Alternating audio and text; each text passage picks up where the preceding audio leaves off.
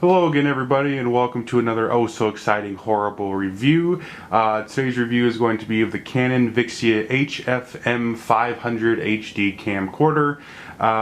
If you've watched some other videos on my channel, I'm mainly a photography DSLR type of guy, so video is not up my alley as far as, it's like a whole nother world of like trying to learn chemistry. There's all kinds of stuff involved with it, but anyways, about the camera. It's around $500 to $525. This is an extra battery, but you get your charger, battery, it comes with all your cables and discs for HDMI, USB, all that kind of good stuff. And when I did an unboxing, I had no idea what this little guy is, and thanks to a wonderful manual, it is a stylus pen for the touch screen on the camera. So a little bit about the camera. Build quality, sadly it's kind of, in my opinion, cheap. It feels cheap, like a little toy. Of course, this isn't like a professional camera, but it's extremely light and really small. I have big hands, but I mean, it's just really light and just kind of feels like crappy plastic. I'm a huge Canon lover, and that's not necessarily why I bought this camera, because it was Canon or something. Just of the good reviews it had compared to a lot of the others. But as far as build quality goes, definitely probably do not want to drop this camera. It would probably smash into 1,000 pieces. But don't let that deter you by any means. One of the main reasons I actually got this camera is just because of the fact that good recording quality, but also that it took an SD card, and so that's one thing to kind of look out for and read very carefully, because a lot of them are a micro SD card, or it just has the external flash memory, and the external flash memory in most of them is like around 6 gigs ish, which is like an hour of recording. So I mean, if you're going and you're going to record something for more than an hour, it doesn't have any external memory card, so you got an hour and that's about it. Then you got to start deleting, and so that's one thing I definitely liked. The buttons and the layout are all pretty convenient. Another reason that I like this one is that it had a headphone jack, and here's where the SD card goes. It just slides in there kind of conveniently, but as I said, it has a headphone jack, which is really nice. You get all your general things as far as a mic, a USB, HDMI, all that kind of good stuff. It also, which I liked, has a little hot shoe flash adapter right there, so you can have an external mic, which I don't have, or an external light, whether it's an LED or just a general light for lighting. So that's kind of cool, and then it just covers up that little plastic thing. Zoom in and out switch, very smooth, easy to use. If you have the camera, 90% of the time I have this on a tripod, but it's right there where your finger is. It has a 3-inch tilty swivelly touchscreen LCD screen, which is nice. It's all pretty much touchscreen, or you have a couple buttons right here. You have your home button, video snap, and then your playback button if you want to watch a video. I'm a filter junkie, so it actually takes a 43mm filter, so I just got a little, this one's a Tiffin UV filter. It's not expensive at all, but I've dropped enough lenses on accident, which you always have a heart attack, but it protects from dust, and can save the lens if you drop it. And so then here is the little crappy battery that it comes with, which has absolutely horrible battery life. And I am so glad that in the reviews people said to get this little battery right here. And as you can see, there's a pretty big difference in the battery size. Stock, aftermarket battery. And so the aftermarket battery was around like 60 bucks ish, I want to say. And it is the BP718 by Canon.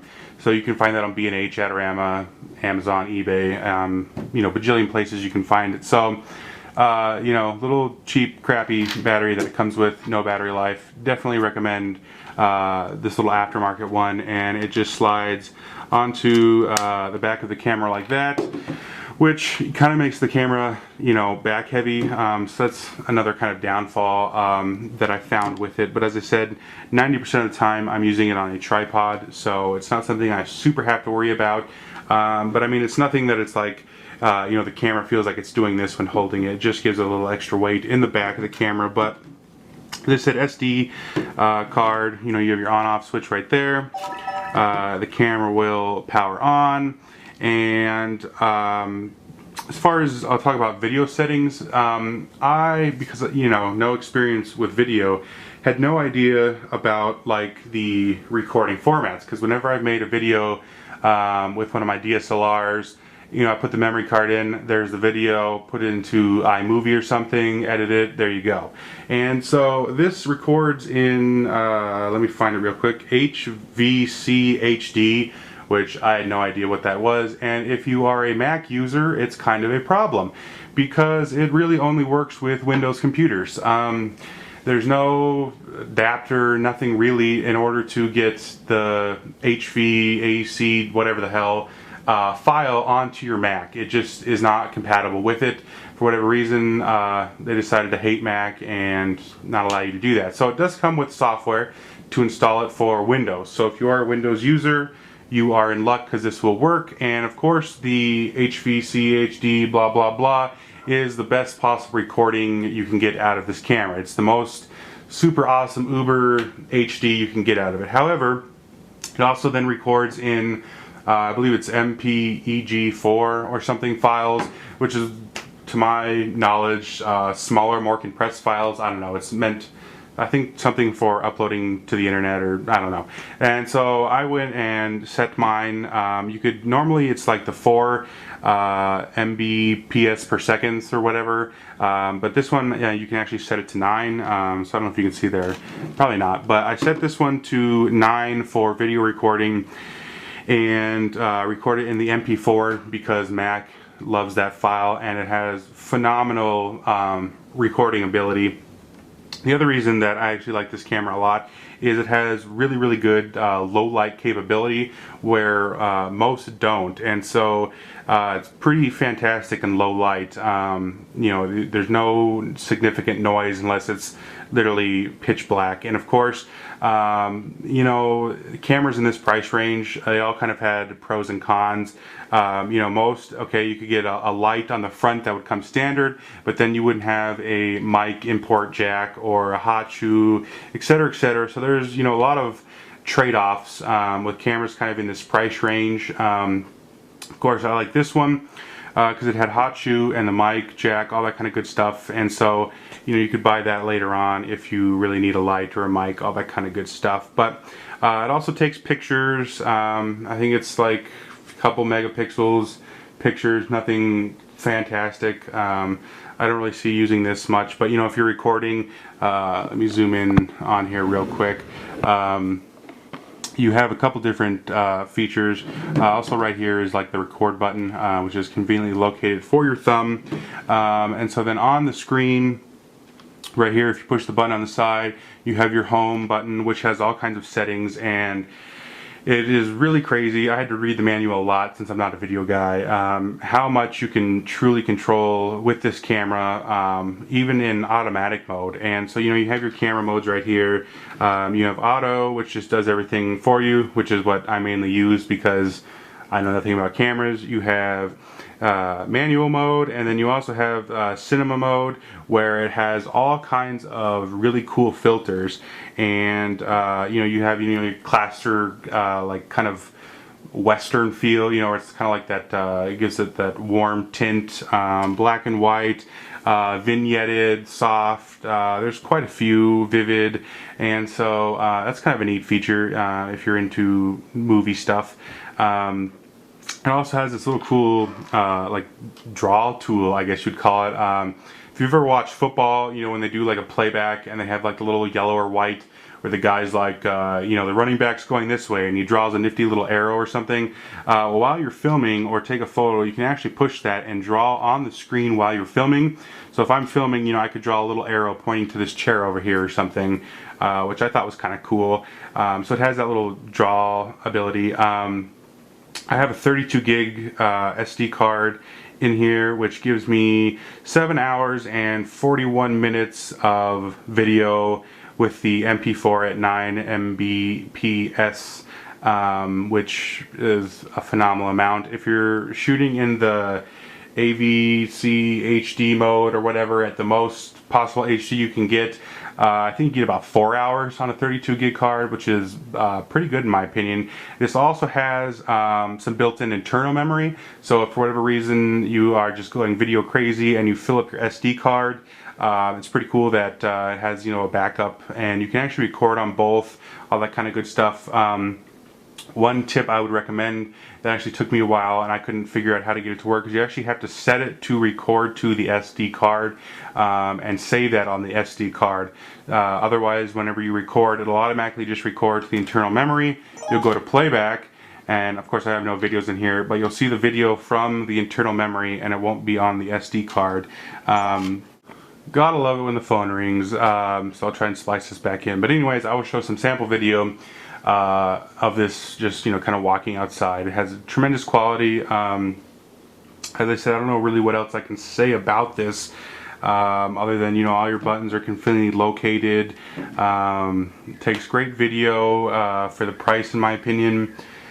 And I'm not really sure about what else you can say about it. Also, it does have an optical image stabilization built in, which is kind of nice. And I guess to talk about the lens, it let me find it real quick. It has like a 10 times optical zoom or something. Let's see. The zoom is 10 times optical and 200 times digital. I have no idea what that means.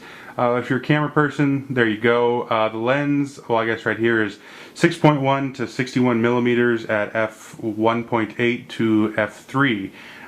So you get a pretty shallow depth of field. I'm assuming by that. I really haven't checked that out too much.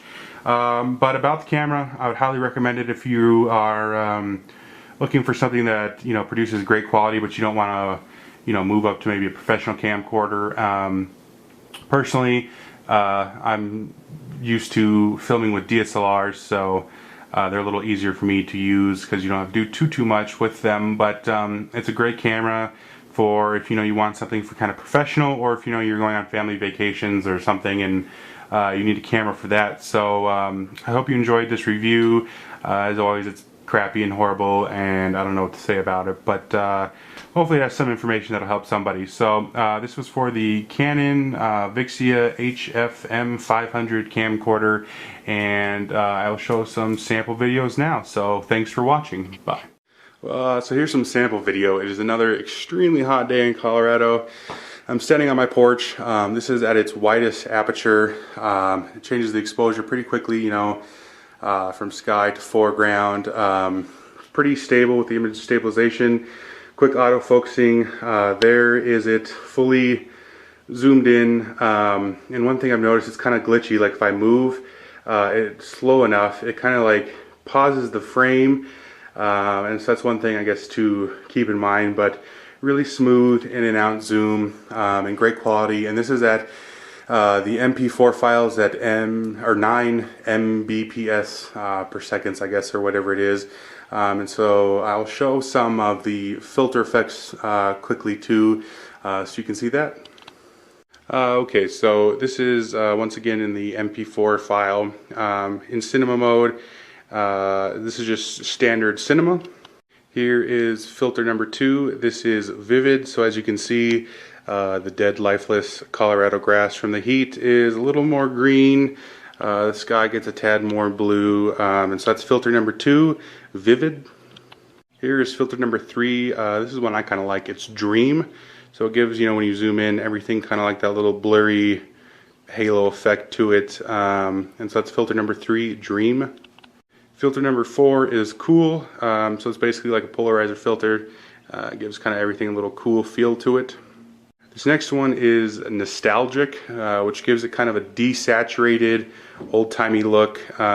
Really sucks kind of the life out of everything to, of course, give it that old-time look to it. So that is nostalgic.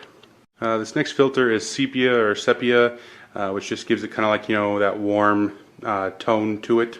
Filter number 7 is the old movie filter, and on the screen it should give it, you know, that kind of like film pieces going through. I'm not sure quite how to explain it, but it gives it that effect, like, you know, it's like the Three Stooges on a film loop type of deal. And so that is that filter. This next filter is called Misty, and it gives it kind of a dreamy effect or look to everything. And I have not used this one actually, so this is Misty. And finally, the last filter, number 9, is Dramatic Black and White, which of course, as the name says, it makes it black and white. So that is the last filter for this video. I hope you enjoyed. Please drop a comment if you'd like to know something else about it, and thanks for watching. Bye.